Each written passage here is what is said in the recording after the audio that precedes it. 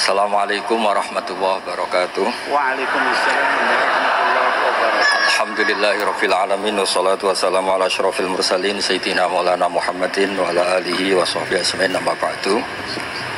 Ingkang sangat kula hormati niki wonten Habib Nabil, semua keluarga besar Habib Muntir, semua min usulihi wa furuhi sedanten ingkang kula hormati.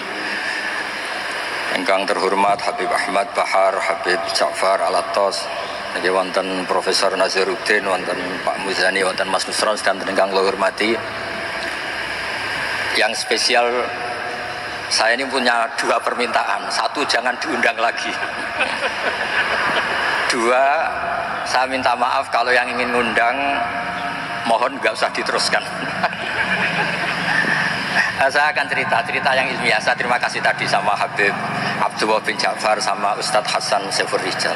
Begini, kenapa saya banyak dikutip para narasumber?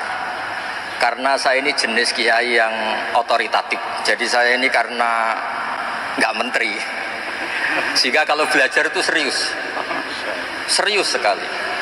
Ya alhamdulillah ini ada Pak Muzani, orang yang bisa ngelantik seseorang jadi presiden. Masih punya utang satu, bisa nggak ngelantik kita jadi ahli surga? Begini kalau cerita ilmiah, nanti saya baca hadisnya. Ada kelebihan kita jadi manusia itu justru karena ketidaktahuan kita. Kita tentu hingga detik ini tidak melihat surga langsung, tidak melihat neraka langsung, apalagi melihat Allah Subhanahu wa Ta'ala. Tapi selalu ada teori, dan ini dibenarkan oleh semua ulama karena ini nas itu mansuh. Geniku di antara kelebihan Rasulullah SAW adalah diutus kafatal linnas, untuk semua orang. Sehingga ada orang ditanya, dengan apa kamu tahu kalau Tuhan itu satu? Orang ini dengan enteng menjawab, innal isnaini, angka 2, 3, 4 dan seterusnya. Nisbatu dzalika ilal wahid nisbatul far'i ilal asli. Jadi segampang itu nerangkan ayat qul huwallahu ahad, Allah itu satu. Karena angka itu 2, 3 sampai 1 miliar 1 triliun. Nisbatu dzalika ilal wahid nisbatul far'i ilal asli. Semua itu asal usulnya satu. Begitu juga begitu gampangnya Syekh Nawawi Al-Bantani menerangkan kenapa bismillah itu dimulai ba. Huruf hijaiyah kan alif, tapi kalau bismillah dimulai dari satu ba. Ba itu ada titik satu. Anda gambar kambing, gambar apa saja, gambar Anda entah baik entah jelek, itu tetap dimulai satu titik. Nah satu titik ini disebut nuqtatil wujud, asal usul wujud. Sebab itu kitab I'anatul Thalibin, tadi Habib Nabil cerita sanad-sanadnya Mbah Mun. Sebetulnya kalau boleh angkuh, yang berhak cerita itu saya, karena kitabnya milik saya. Tapi beliau tak kasih terus cerita, ya alhamdulillah. Ada penyambungnya gitu. Nanti tak kasih lagi beliau. Ya memang yang paling berhak beliau karena turunannya itu. Tapi kitabnya dari saya, jadi ya satu-satu. Kitab I'anatul Thalibin itu dikarang oleh ulama top, namanya Sayyid Abi Bakar Syato. Beliau punya murid yang sangat terkenal di Indonesia, namanya Syekh Mahfud At-Turmusi. Syekh Mahfud ini punya murid, diantaranya yang paling terkenal tentu Mbah Hashim sama Mbah Ahmad Dahlan, pendiri Muhammadiyah. Jadi kemudian kitab I'anah ini populer sekali untuk menerangkan fikih-fikih di Indonesia. Termasuk cerita bahwa wujubul jihad itu wujubul wasail lal maqasid. Jadi jihad itu wajib, itu wujubul wasail lal maqasid. Sama cari disarahin. Sekiranya dakwah itu bisa tidak dengan jihad, dengan pengajian kayak Majelis Rasulullah, kayak Majelis Nurul Mustafa, kayak kiai kampung, itu sudah cukup karena sudah isolul maksud, orang sudah menjadi kenal Allah Subhanahu wa Ta'ala. Sebab itu ketika Sayyidina Ali diutus di beberapa peristiwa termasuk di Khaybar, Sayyidina Ali didhawuhi la ayyahdiyahu bika rajulan wahidan khairan laka min humrin na'am. Ada satu saja yang Islam karena kamu itu lebih baik daripada kemenangan. Nah, kemudian ini supaya otoritatif menghormati masjid ini, Masjid Istiqlal, masjid yang luar biasa bersejarah. Saya baca keterbatasan kita, tapi ini menjadi kelebihan. Ini hadis di Shahihul Bukhari. Nanti sebagian materinya saya tinggal supaya ini tadi otoritatif tadi, supaya semuanya pakai sanad. Ini hadis dari Shahihul Bukhari, sehingga Anda tidak perlu tanya ini sahih apa enggak, karena ini di Shahihul Bukhari. Ikutnya nomor hadisnya itu 6408. Monggo kalau mau dihafal. Biasanya jenengan kan hanya hafal Arba'in Nawawiyah. Ini hadis ini nomor 6408. Ada keterbatasan yang akhirnya menjadi kelebihan kita, yaitu kita tidak tahu Allah Subhanahu wa taala. Suatu saat para malaikat ditanya, apakah mereka yang membaca tasbih di sini, misalnya di Istiqlal ini, ngerti saya? Kata Allah. Kata malaikat, tidak tahu. Fayaqulu hal ra'auni. Qal fayaqulu nala wallah ma ra'auka. Qal fayaqulu kaifa la ra'auni. Yaquluna la ra'auka kanu asyadda laka ibadatan wa asyadda laka tamjidan wa aktsara laka tasbihan. Andaikan manusia itu ngerti engkau ya Allah, maka tasbih mereka ini akan lebih dari kita. Saya beri contoh, ini terutama untuk zuriat Rasulullah SAW. Nabi itu manusia, basar, tapi lakal basar. Nabi ketika muji Allah Subhanahu wa taala ini supaya kalau sholat jangan hayati.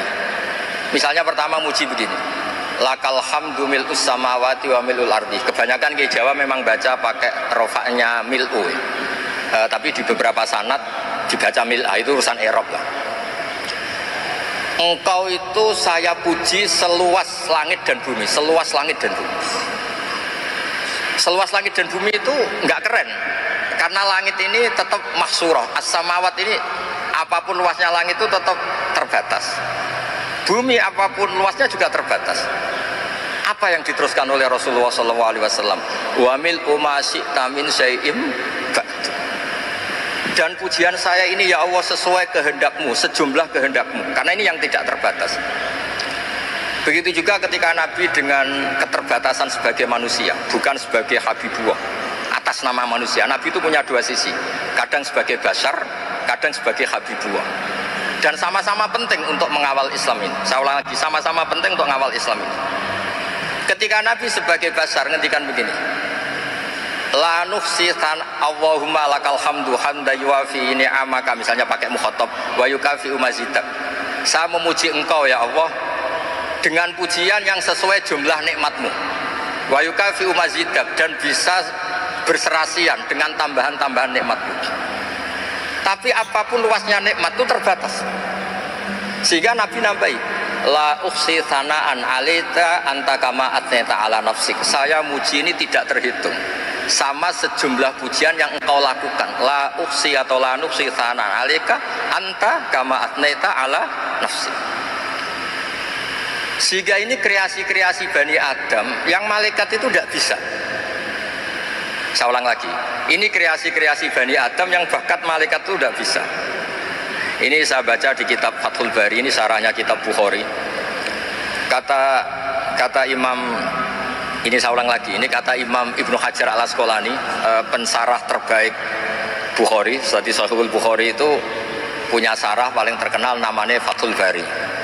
Itu gurunya Syekh Zakaria Al-Ansari. Syekh Zakaria itu dikenal sebagai Syekhul Islam. Itu berkahnya punya guru alim banget, kereng. Ibnu Hajar al-Asqalani itu kereng itu keras. Kalau muridnya tidak bisa itu keras sekali, tapi urusan ngaji saja. Terus punya murid itu pinter sekali, namanya Ibnu Hajar al-Haytami. Jadi beliau kalau mau ngaji ya susah, karena gurunya itu alim, nyuruh baca. Kalau mau ngajar ya susah, muridnya itu alim, takut salah. Jadi akhirnya pinter. Orang punya murid alim alama itu kan bingung. Makanya saya tidak suka kalau Profesor Nazar ngaji saya, nanti ngoreksi repot. Sudah gitu Islamnya beliau formal karena Menteri Agama, saya non formal. Lama-lama Islamnya beliau legal, saya ilegal. Kan jadi repot nanti.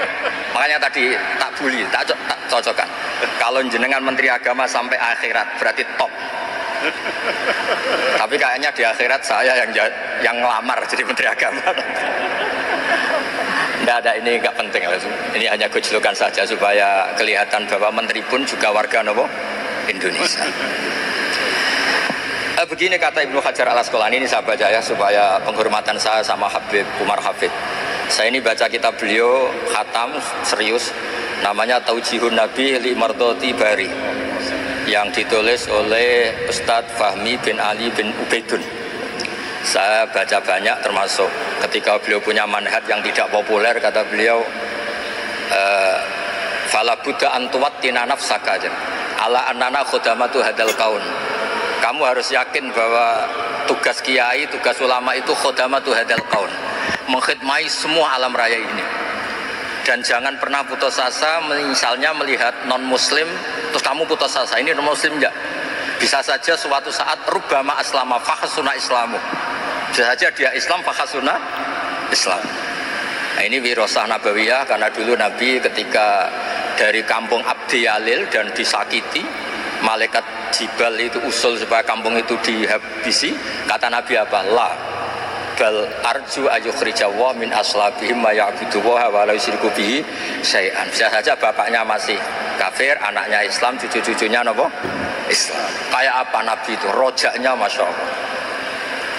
Nah kemudian ini kembali ke tasbih tadi. Kata Ibnu Hajar Al Asqalani, yukhadu min hadal hadis anna dzikral hasil min bani adam a'la wa asyrafu min adzikri al hasil min al malaikah li husuli dzikril adamin ma'a kasrati syawaghil wa wujudi suwarif wa sudurihi fi alamil ghaibi bi khilafil malaikati fi dzalika kulli. Jadi kita ini enggak melihat Allah langsung, enggak melihat surga langsung, enggak melihat neraka langsung.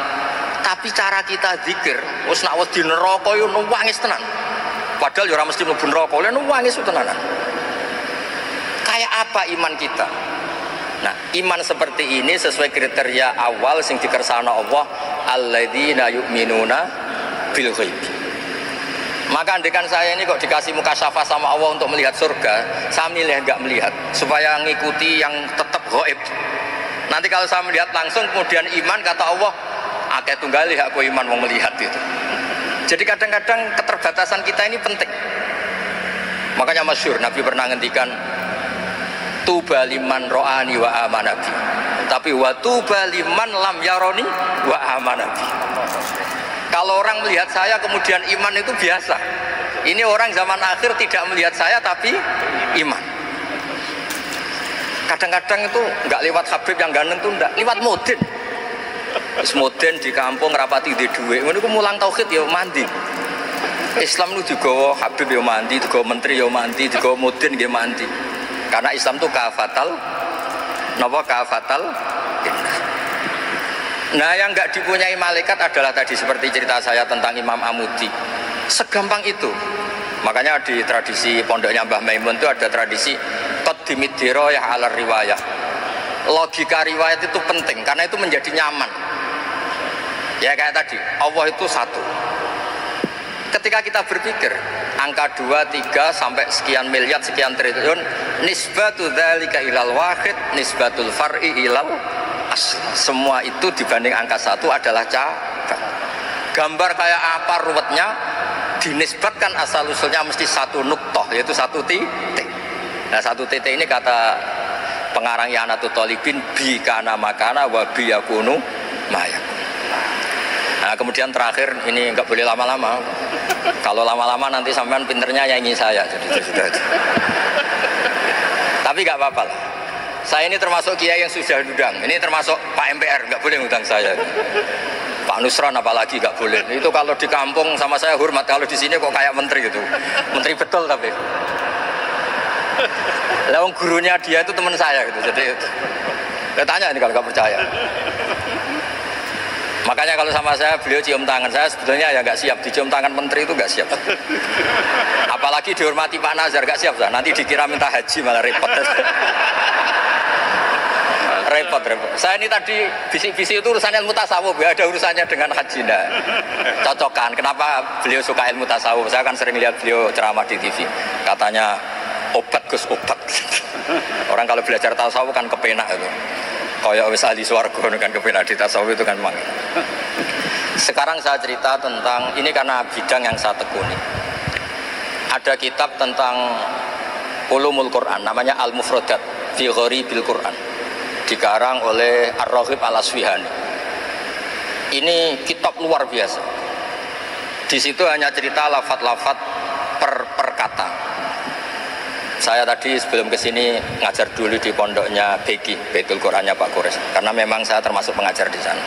Artinya kalau saya sering ke situ, jangan iri, memang saya termasuk pengajar di sana. Termasuk pengajar yang keren maksudnya. Keren itu artinya pakai referensi, bukan asal. Begini kata kitab itu. Rasulullah SAW itu kan punya nama Muhammad, orang yang banyak sikapnya atau semua sikapnya terpuji. Termasuk ketika sebagai manusia, sama lagi termasuk ketika sebagai apa? Manusia. Sebagai manusia aja Nabi gak pernah salah. Begini kata kitab itu. Nabi-nabi yang keren-keren itu, sama lihat di Ahadits Syafa'ah, itu masih egois. Ketika ada haulul mauqif, ada prahara mauqif, itu semua Nabi bilang nafsi, nafsi, nafsi, nafsi. Ketika dimintai syafaat bilang nafsi, nafsi. Tapi Rasulullah SAW itu beliau ngendikan ummati, ummati. Dan beliau ketika dimintai syafaat, kata beliau, sudah, analah, saya bisa memberi syafaat. Kata beliau, fa'akhirru lillahi ta'ala sajidan fayaqulu li ya Muhammad irfa' rosa wasal tu'tah wasfa'tu syafa'. Kayak apa hebatnya Rasulullah SAW? Umumnya para nabi melihat akhirat itu sudah akhir dari semua amal. Itu menurut Nabi Muhammad gak keren. Allah itu gak bisa didikte akhirat. Allah itu Tuhan, tetap yaf'alu ma yasha. Jadi gak bisa misalnya sudah akhirat orang nyuwun sewu terus tanya, ya Rasulullah ini sudah akhirat kok jenengan sujud bareng ini gimana? Ini sudah nggak darul amal tapi ini darul jaza. Tidak bisa. Akhirat nggak bisa dibatasi. Karena akhirat nggak bisa membatasi Allah, Nabi tetap dengan rileksnya minta sama Allah. Fa ahmaduhu bima hamida 'allamani ya rabbi. Kemudian saat itu saya muji-muji Allah dengan pujian yang luar biasa. Terus kata kitab itu, fa Muhammadun Ahmadu min ghairihi. Makanya beliau punya nama Ahmad. Ahmad itu afal tafdil, bukan fi'il mudhari' waqi' mutakallim. Ini pernah madrasah dulu di Kutsian. Tamat. Beliau kalau di rumah hormatnya ada kayak tadi, lebih dari itu. Tadi di sini pejabat sembrono ya di sini tuh kayak itu. Ya tapi nggak apa-apa itu. Tadi sudah dipuji, akhlaknya baik, apa-apa baik, alhamdulillah. Fa Muhammadun Ahmadu min ghairihi. Ketika para nabi gak bisa muji Allah di mahsyar, bahkan mereka itu nyuwun sewu egois, hanya mikir diri sendiri, nafsi-nafsi. Rasulullah Muhammad ini punya nyali untuk muji Allah dan tetap mengajukan permohonan apa? Syafaat. Makanya disebut fa Muhammadun Ahmadu min ghairi. Sampeyan lihat di Bukhari, di Muslim. Fa Ahmadu fi mahamida 'allamani rabbi. Tetap muji-muji Allah. Nah, bukti bahwa teori saya benar dan otoritatif adalah yang nggak bisa hilang di surga itu juga wiridan. Ketika kita masuk surga, apa kita kegiatannya? Da'wahum fiha subhanakallahumma wa tahiyyatuhum fiha salam wa akhiru da'wahum alhamdulillahi rabbil alamin. Nah, kemudian ini juga yang terus kemudian dinyatakan al-baqiyatus sholihat. Ini kalimat-kalimat yang abadi. Karena apa? Di dunia ya kita bilang subhanallah alhamdulillah, di akhirat dia bilang subhanallah. Kayak apa kerennya kita sebagai Bani Adam? Nah, makanya disebut alladzina yu'minuna bil ghaibi. Wong tidak melihat Allah, tidak melihat surga, tidak melihat neraka, tapi iman kita ini kayak iman sing musyahadah. Iman sing hakul yakin, ainul yakin. Kenapa demikian? Ya karena tadi kita diajari terus menerus oleh Rasulullah SAW.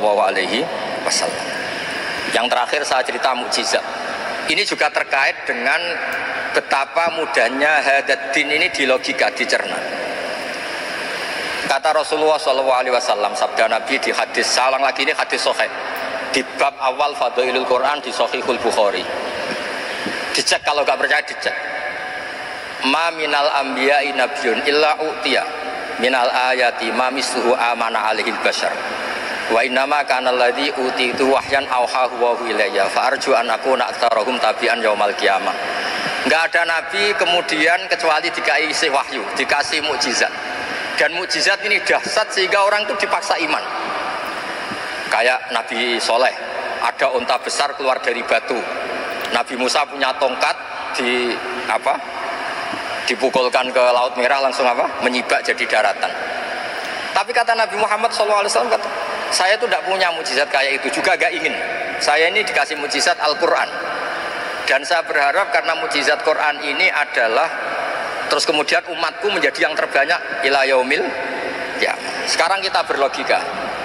Ini kata kitab Fathul Bari lagi. Kita berlogika. Ajaza yu'jizu ijazan. Sesuatu yang menjadikan orang lain gak mampu disebut ijaz. Kemudian karena ayat menjadi mukjizat. Sesuatu yang kita sepakat gak mampu. Nah kalau itu masalahnya, tongkat dipukulkan laut kemudian menjadi kering, kita mampu enggak? Enggak kan? Tapi pertanyaannya, Anda bikin nyamuk mampu enggak? Enggak kan? Anda bikin sapi, bikin unta mampu enggak? Enggak kan? Makanya Nabi Muhammad SAW cukup, sudahlah kamu itu manusia, bahkan sekedar menciptakan lalat itu udah bisa. Inna Allaha la yastahi ayyadriba masalam ma'ba'udatan fama fawqaha. Kemudian mukjizat ini sama Nabi dicontohkan hal-hal yang keseharian kita. Wa min ayatihil lailu wan naharu wasyamsu wal qamar. Sekarang peristiwa laut dibelah Nabi Musa dengan matahari yang nggak pernah turun mesin, itu keren mana coba?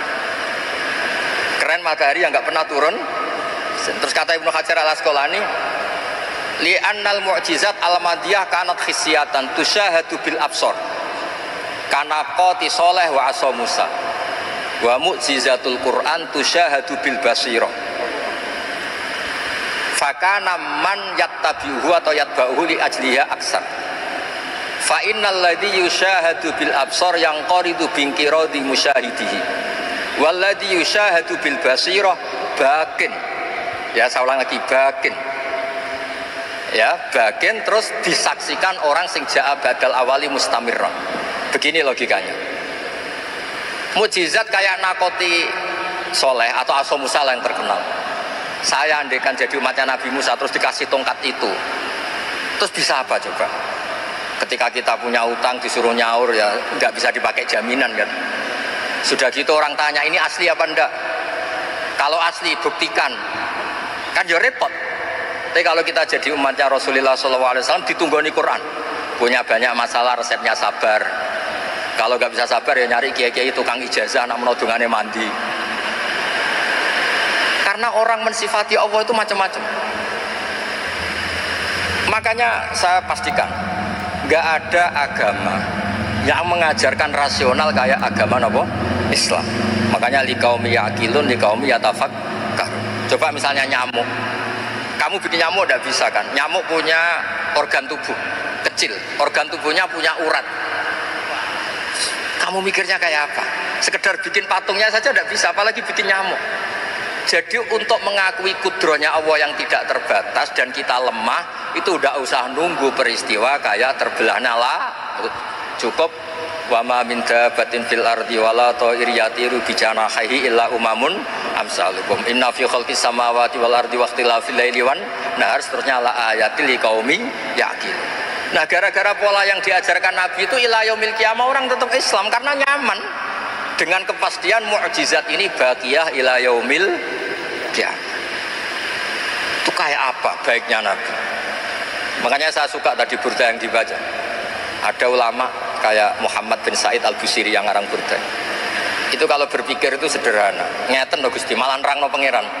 Lama da'awa da'ina li ta'ati bi akramir rusli kuna akramal umami. Ngeten lho Gusti, karena Rasul Muhammad itu terbaik, ya logikanya umatnya juga terbaik. Jadi lama da'awa da'ina li ta'ati bi akramir rusli mesti kuna akramal umami. Jadi burda ini saking manjanya sama Allah sampai bilang gini. Wala yadhiqa Rasulullah jahuka bi'idal karimu tajalla bismimun takim. Ya Allah, engkau telah menamai Nabi engkau itu Raufur Rahim, yang penuh kasih sayang, yang sohibus syafa'ah.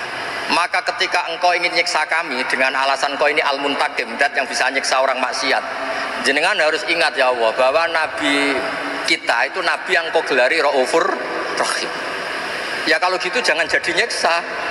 Terus gunanya apa digelari Raufur Rahim reso nyafaati gitu itu jenenge wala yadhiqa Rasulullah jahuka bi idal karimu tajalla bismi muntak. Terus fa inna min judika dunya wa darrataha wa min ulumika ilmal lauhi wal qalam. Dan itu juga yang dibuktikan Rasulullah SAW.